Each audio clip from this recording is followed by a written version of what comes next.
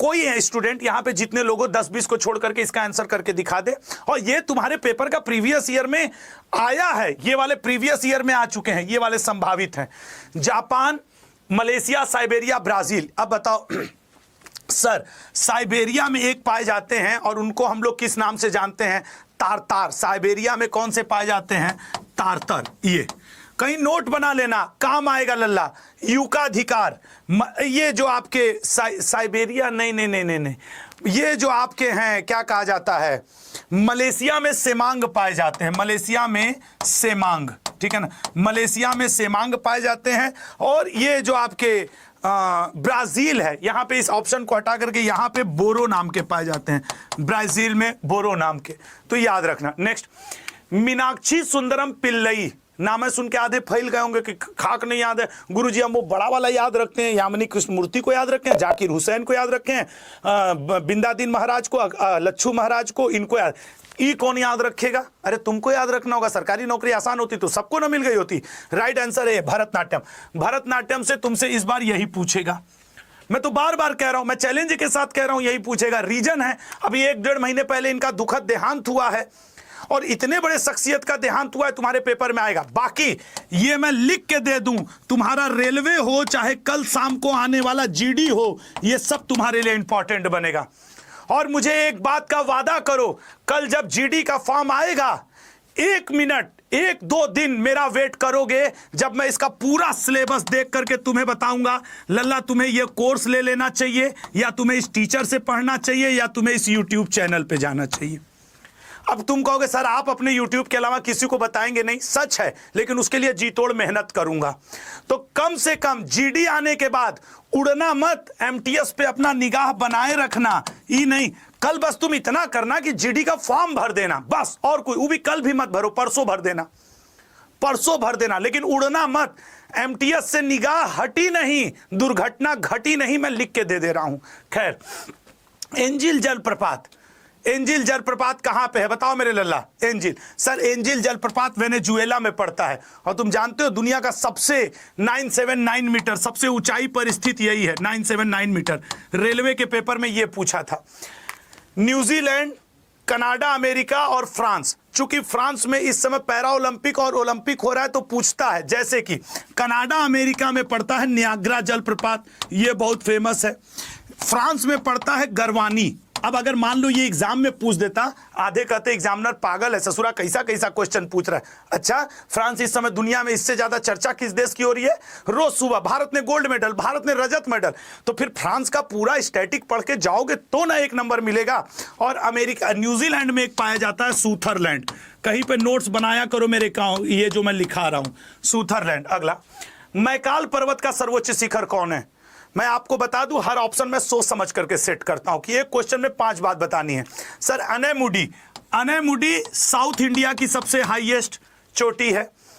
डोडा बेटा, सर ये नीलगिरी की सबसे हाईएस्ट चोटी है, नीलगिरी की। धूपगढ़, सर वैसे पहले आंसर कर लिया जाए अमरकंटक। और अगर धूपगढ़ की बात कर दोगे तो ये सतपुड़ा की सबसे हाईएस्ट चोटी है। संभावित है कि आपके पेपर में एक हाईएस्ट चोटी वाला क्वेश्चन आवे तो यहां से आवे। अनेमुडी पर्वत जो है 3 ओर से पहाड़ियों से घिरा हुआ है, तो यह भी पूछता है कि वह कौन सी पर्वत चोटी है साउथ इंडिया की जो 3 ओर से पर्वत से घिरी हुई है? यही है। कोडाई कनाल नाम का जो प्रसिद्ध आपके पर्यटक स्थल है वो तमिलनाडु में ही पड़ता है, यह भी याद रखिएगा, ठीक है ना। और दक्षिण भारत की सबसे ऊंची चोटी है ये। अगला, गुप्त काल को किस क्षेत्र में स्वर्ण युग माना जाता था? बताइएगा, गुप्त काल को किस क्षेत्र में स्वर्ण युग के नाम से जाना जाता था? मैं बता रहा हूं, देखिए सर, गुप्त काल के समय मंदिर बनाने की कला विकसित हुई, ठीक है सर।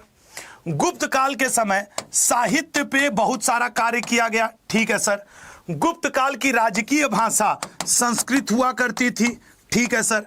गुप्त वंश वालों का फाउंडर संस्थापक श्री गुप्त हुआ करता था, वेल डन। गुप्त वंश का रियल फाउंडर चंद्रगुप्त प्रथम हुआ करता है, चंद्रगुप्त प्रथम हुआ करता है। गुप्त वंश का जो राजकीय चिन्ह है वो गरुड़ पक्षी, जो भगवान विष्णु को सवारी मानी जाती, हिंदू धर्मावलंबी समझ गए होंगे जो होंगे, गरुड़ पक्षी। गुप्त वंश का जो राजकीय धर्म था वो वैष्णव धर्म था, वैष्णव धर्म। अब ये सब देखने के बाद आप कह ही सकते हो कि सर कला और संस्कृति का स्वर्ण काल था, गुप्त काल। एक बात आपको और बता दें, वो जो हम लोग नहीं पढ़ते हैं कि भगवान हनुमान जी शंकर जी के अवतार हैं, भगवान पुरुषोत्तम मर्यादा श्री रामचंद्र जी विष्णु जी के अवतार हैं, तो ये जो अवतारवाद का सिद्धांत है, अवतारवाद सिद्धांत, ये जो अवतारवाद सिद्धांत है लल्ला, ये आपके गुप्त काल में ही आया था, ये आपके गुप्त काल में ही आया था। अगला पॉइंट आता है सी ऑप्शन। उत्तल दर्पण का उपयोग कहां किया जाता है? एनटीपीसी का 14 सितंबर को फॉर्म आ रहा है और मैं आपसे खुल के कह रहा हूं एनटीपीसी में इस बार धुआं उड़ा दिया जाएगा। एनटीपीसी में और एसएससी में ऐसे क्वेश्चंस खूब आते हैं। अब जरा देखो, एक होता है सर उत्तल दर्पण मतलब कॉन्वेक्स मिरर, एक होता है अवतल दर्पण। तो जो वाहन में चालक के सीट के पीछे उत्तल दर्पण का प्रयोग होता है, ये याद रखना। उसके अलावा सड़क पर जो रिफ्लेक्टर लैंप लगे होते हैं, परावर्तक लैंप, नहीं सड़कों पर परावर्तक लैंप जो लगे होते हैं सड़कों पर, उनमें इसका उपयोग होता है। बाकी गाड़ी की हेडलाइट कहो, दाढ़ी बनाने में जो बार्बर के द्वारा सैलून में, आंख नाक कान के डॉक्टर के द्वारा, तीनों में अवतल दर्पण का प्रयोग होता है, मतलब कॉनकेव मिरर का प्रयोग होता है, कॉनकेव मिरर का। मैंने अब चूंकि अवतल दर्पण का इन दो के अलावा ज्यादा उपयोग पूछा ही नहीं है उत्तल का, तो मैंने उन दोनों को नीचे लिख दिया, ठीक है ना। मैंने उन दोनों को क्या कर दिया, नीचे लिख दिया कि परावर्तक लैंप पर सड़क पर लगे परावर्तक लैंप में उपयोग, ये आपका हो गया, सड़क पर लगे परावर्तक लैंप में उपयोग हो गया। क्लियर हो गया? आगे बढ़ते हैं लल्ला। तो डी ऑप्शन उत्तल दर्पण, ये दर्पण के उपयोग हैं। एक क्वेश्चन रहेगा अगला, एकता स्थल किसकी समाधि स्थल है? एक्चुअली यहां पे जितने लोग दिए हुए हैं सब के सब आपके देश के भूतपूर्व राष्ट्रपति हैं। चलिए, राजेंद्र प्रसाद जी, इनका कौन सा है जरा बताओ, सबको बताया करो, ठीक है ना सर? महाप्रयाण घाट, ठीक है ना, महाप्रयाण घाट, ठीक है सर, महाप्रयाण घाट हो गया। उदय भूमि कर्म भूमि, के.आर. नारायणन के समाधि स्थल का नाम है उदय भूमि। शंकर दयाल शर्मा जी के समाधि स्थल का नाम है कर्म भूमि, ज्ञानी जैल सिंह। ये एकमात्र ऐसे राष्ट्रपति थे जिन्होंने पॉकेट वीटो का प्रयोग किया था, पॉकेट वीटो पावर। पूछता है, मुद्दा था आपके पोस्टल अमेंडमेंट बिल, डाक संशोधन अधिनियम, ये भी आपसे कई बार एग्जाम में आता है, डाक संशोधन अधिनियम, ठीक है ना। अधिनियम पर इन्होंने पोस्टल अमेंडमेंट एक्ट का प्रयोग किया था, पोस्टल अमेंडमेंट एक्ट का प्रयोग किया था। अगले क्वेश्चन पे जाते हैं, डी ऑप्शन इसका सही है, ज्ञानी जैल सिंह जी, एकता स्थल। और चूंकि मैंने लिया तो चारों राष्ट्रपति का यहां पे ऑप्शन लिया, अब जब कल पढ़ाऊंगा तो सारे प्रधानमंत्री वाले पढ़ा दूंगा, बात बराबर। इसी को तो कहते हैं कि सिस्टमेटिक वे में आपकी मैं तैयारी करवाऊंगा।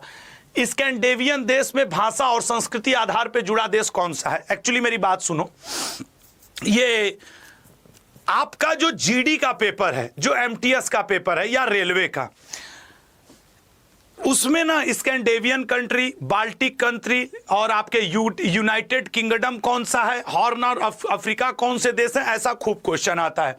मैंने कई बार इसको नोटिस किया, तो आज मैं वो क्वेश्चन ले आया।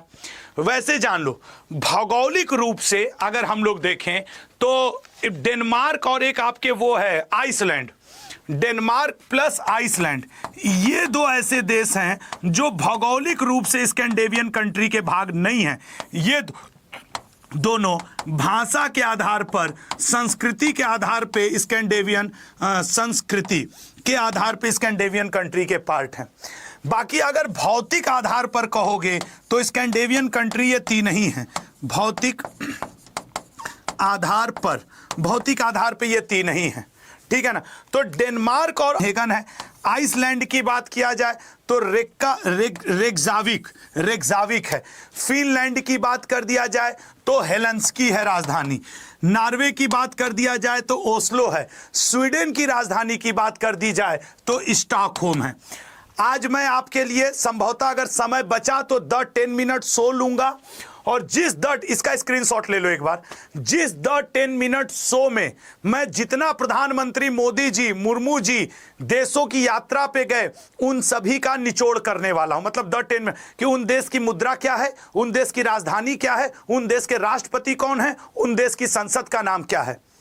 तो पिछले 12 महीने में वो हर देश जो चर्चा में रहा उसकी देश, राजधानी, मुद्रा आपको आज मैं द 10 मिनट शो में कवर करूंगा। इसका स्क्रीनशॉट ले लो, मैं हट जाऊंगा। इसका स्क्रीनशॉट ले लो, मैं हट जाऊंगा। ठीक है ना, चलो हो गया। ये याद करके जाना, ये याद करके जाना, रिक्वेस्ट है आपसे। तो ये बात भी मैंने लिख दी है।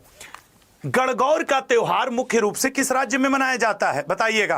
पिछली बार भी GDMTS में था, इस बार भी रहेगा। गणगौर का त्योहार सर राजस्थान में, राजस्थान में कोलायत उत्सव पिछली बार पूछा था, बूंदी उत्सव पिछली बार पूछा था, गणगौर उत्सव पिछली बार। तो क्या सर पिछली बार पूछ दिया तो इस बार फिर पूछेगा? क्यों नहीं पूछेगा, और करेगा क्या?